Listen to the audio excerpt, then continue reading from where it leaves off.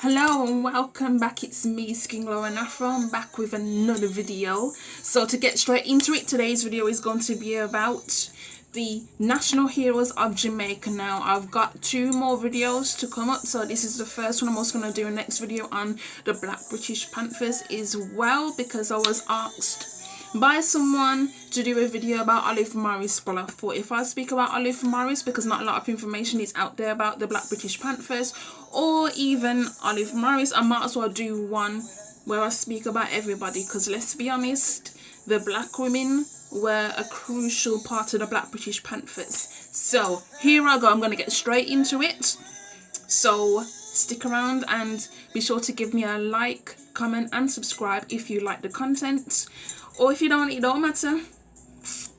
Anyway, so Jamaica's first national hero is Marcus Messiah Garvey. Now if you don't know about Marcus Messiah Garvey, I'm going to link his biography down below once this video is finished. So it says, this information is provided by the Jamaican Information Service.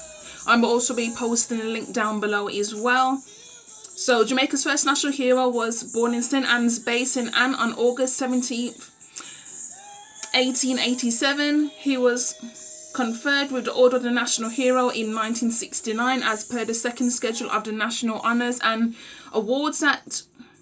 In his youth, Garvey migrated to Kingston, where he worked as a printer, later published a small paper which was called The Watchman.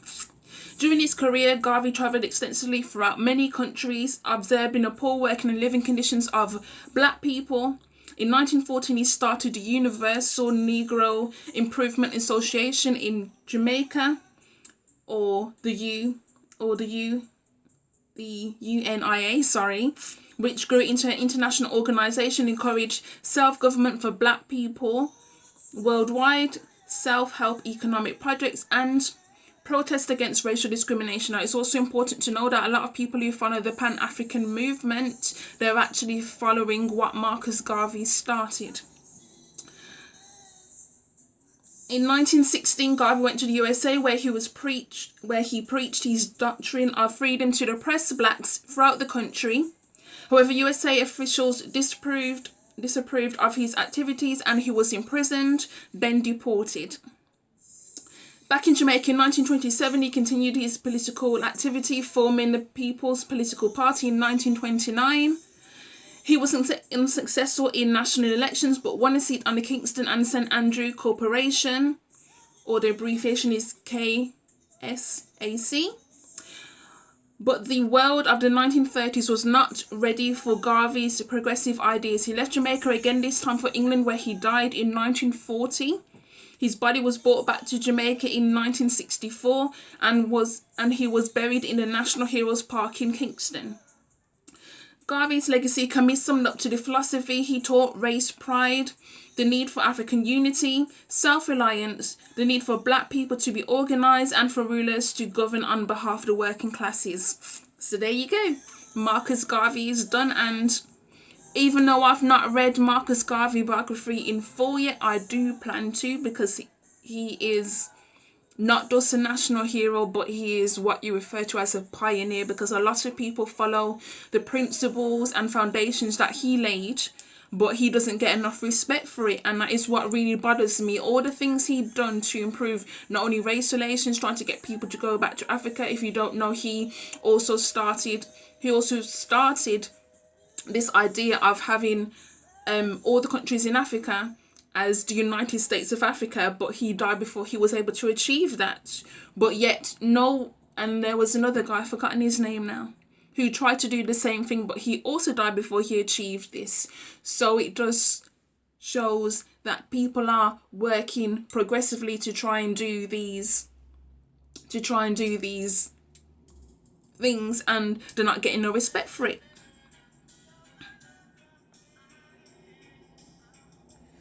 So the next national hero of Jamaica is Nanny of the Maroons. Yes, now Nanny of the Maroons is the only female.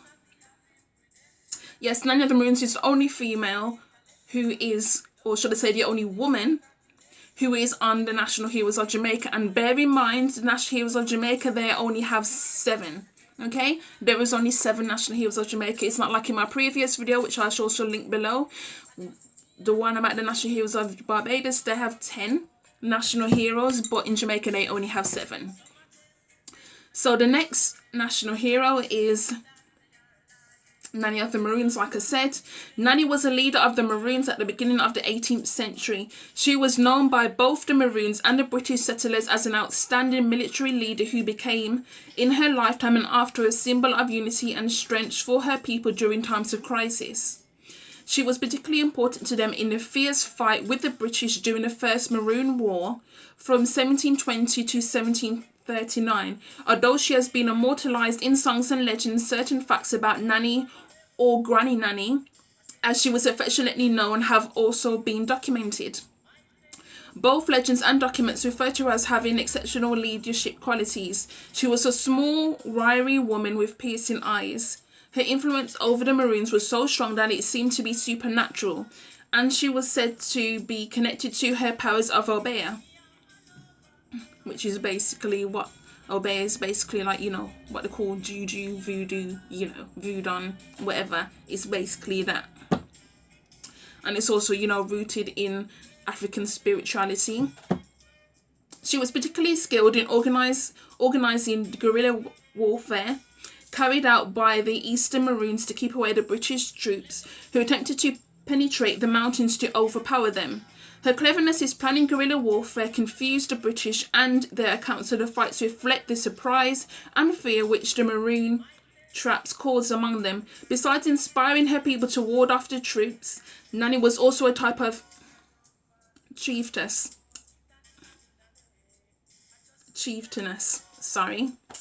or wise woman of the village who passed down legends and encouraged the continuation of customs, music and songs that had come with the people from Africa and which instilled in them confidence and pride.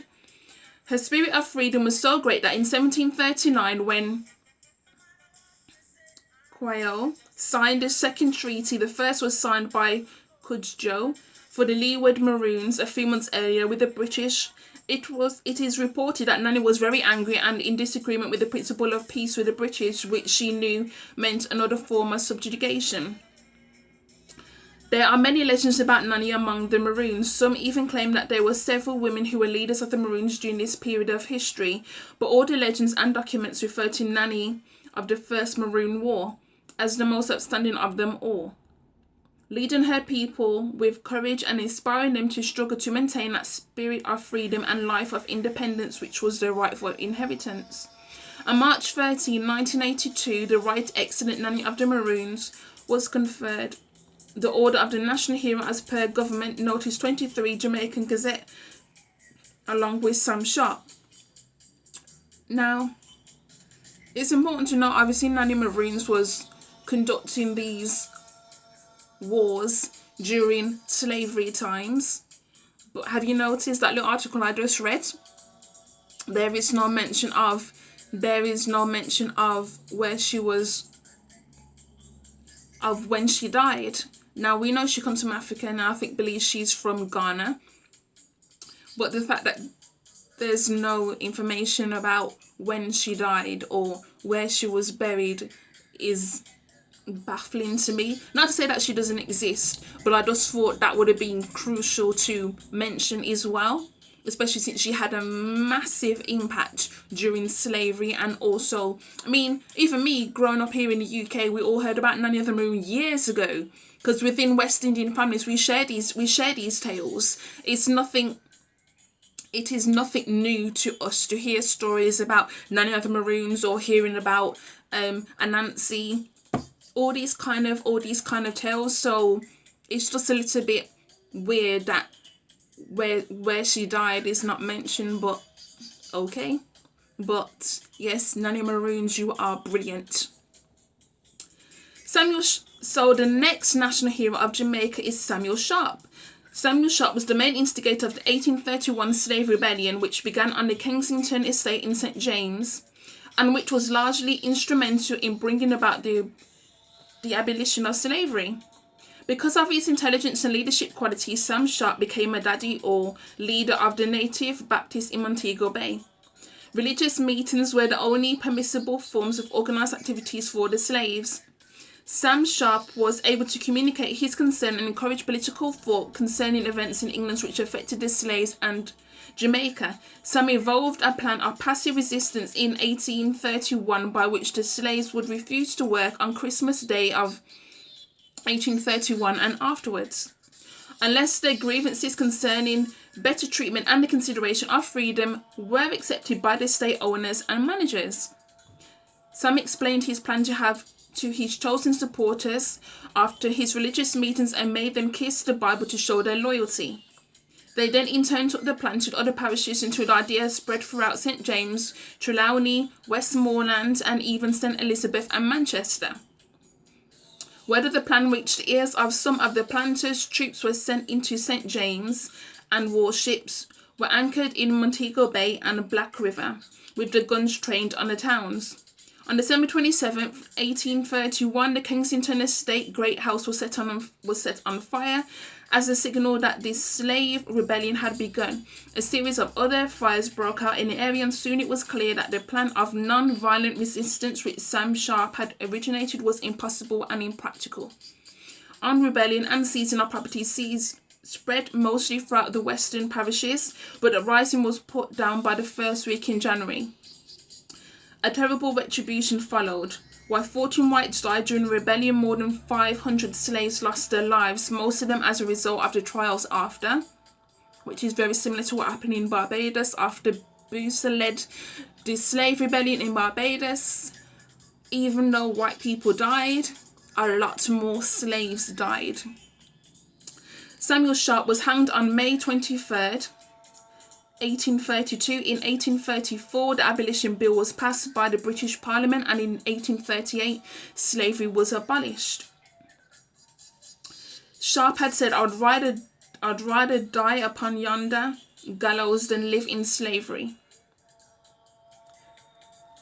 On March 31st, 1982, the Right Excellent Sam Sharp was conferred the Order of the National Hero as per Government Notice 23rd Jamaica Gazette, along with Nanny of the Maroons. So as you can see, these two, Nanny of the Maroons and Samuel Sharp, are very, very integral into why slavery was abolished, because they did these slave rebellions. They showed the wit and the cunning that they had. You know, it's just interesting to me that people want to act like black people don't have any brains, but yet at the same time they was able to form these rebellions in times of crisis, and even though they may not have succeeded, it's still inspiring that they decided, you know what is it worth? What is it worth? Do I stay and do I stay suffering, or do I at least try and fight? And that's what they did. They fought. And, you know, a few years after their death, slavery was eventually abolished. Now, you know, all know that the British probably abolished slavery for their own reasons. But it probably was just proving it was no longer worthwhile for them to keep people enslaved. So, the next national hero of Jamaica is George William Gordon. Born to a slave mother and a planter father who was attorney to several sugar estates in Jamaica, George William Gordon was self-educated and a landowner in the parish of St. Thomas. That's where my daddy's from. In face of attempts to crush the spirit of the free people of Jamaica and or again reduce them to slavery, Gordon entered politics. He faced severe odds as the people whose interests he sought to serve did not qualify to vote. He divided his own land, selling farm lots to the people as cheaply as possible, and organised a marketing system through which they could sell their produce at fair prices. Gordon urged the people to protest against and resist the oppressive and unjust conditions under which they were forced to live. Gordon was arrested and charged for complicity in what is now called the Morant Bay Rebellion in 1865. I shall be doing a separate video on the Morant Bay Rebellion next week. He was illegally tried by court martial and, in spite of the lack of evidence, convicted and sentenced to death. He was executed on October 23rd, 1865. Gordon was one of 3 persons conferred with the Order of the National Hero in 1969 as per the second schedule of the National Honours and Awards Act.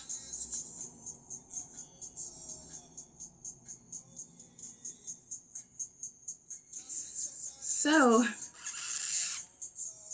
as you can see, they choose the people who have been most influential on Jamaica as it's known today, who have had a massive impact. I mean, massive impact. So next we have Paul Bogle. Paul Bogle, it is believed, was born free about 1822.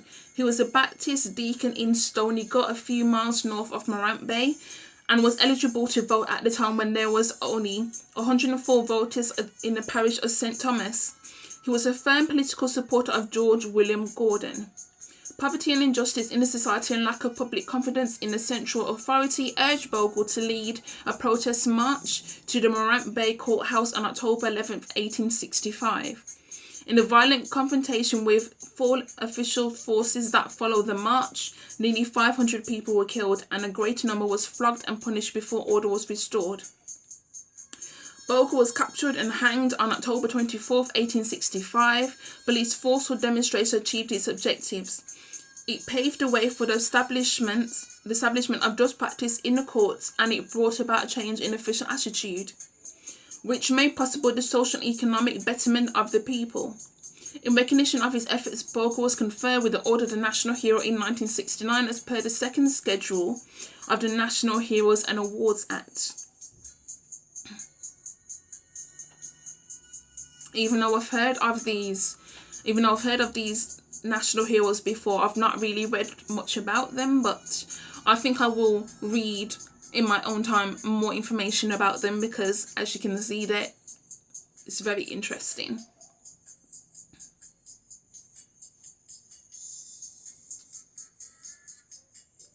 The next national hero is Norman Washington Manley, and if you don't know, that's why one of the airports is named Norman Manley. So, Norman Washington Manley was born at Roxborough, Manchester on July 4th, 1893. He was a brilliant scholar and athlete, soldier in the First World War, and a lawyer. He identified himself with the cause of the workers at the time of the labour troubles of 1938 and donated time and advocacy to the cause. In September 1938, Manley founded the People's National Party, or the PNP, and was elected its president annually to his retirement in 1969, 31 years later. Manley and the people supported the trade union movement, then led by Alexander Bustamante, while leading a demand for universal adult suffrage. When suffrage came, Manley had to wait 10 years and 2 terms before his party was elected to office.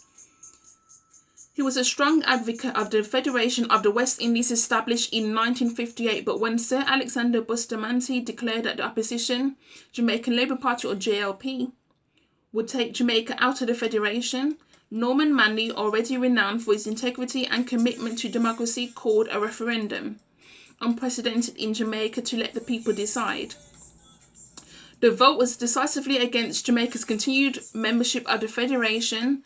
Norman Washington Manley, after arranging Jamaica's orderly withdrawal from the Union, set up a joint committee to decide on a constitution for separate independence for Jamaica.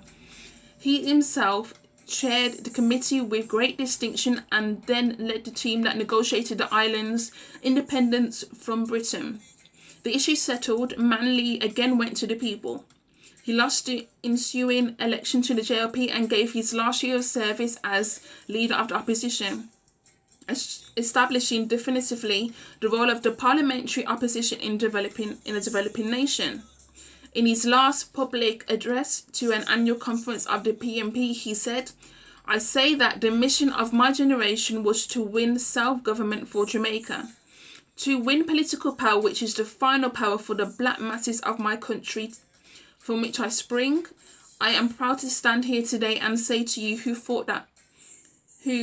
fought that fight with me. Say it with gladness and pride, mission accomplished for the generation. And what is the mission of this generation? It is reconstructing the social and economic society and life of Jamaica. Norman Manley died on September 2nd, 1969. On October 18th, 1969, as per Government Notice 706 Jamaican Gazette, Manley was conferred with the Order of National Hero along with his cousin Alexander Bustamante. And the final national hero of Jamaica is Sir Alexander Bustamante.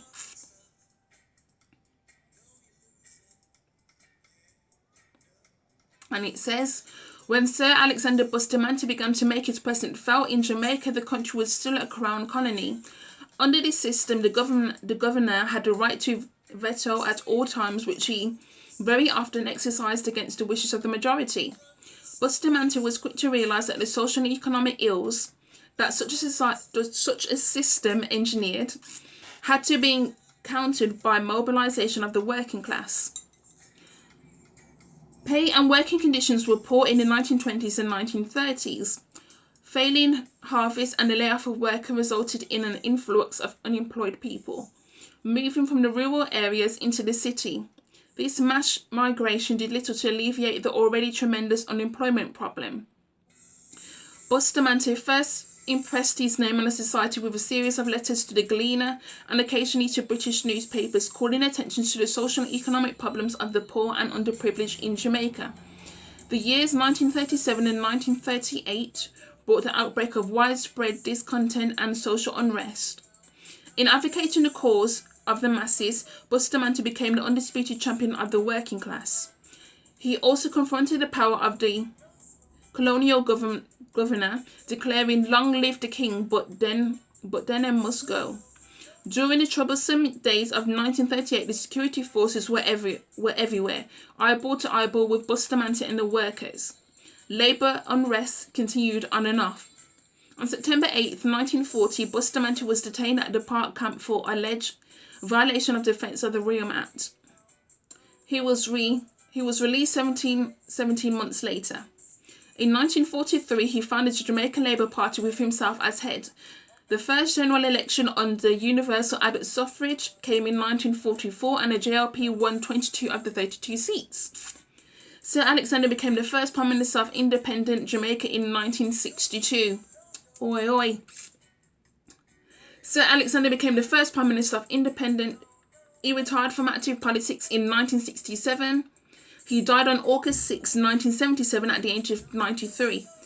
On October 18, 1969, as per Government Notice 706 Jamaica Gazette, Bustamante was conferred with the Order of National Hero along with his cousin Norman Washington Manley. And there you have it. The 7 national heroes of Jamaica who have made a massive impact and have influenced, like I said, Jamaica as we know it today. So I hope you enjoyed the video. Let me know your thoughts. Like I said, I'll be sure to post the links down below. I'll be back in 2 seconds with another video, so stay right here. Okay, bye.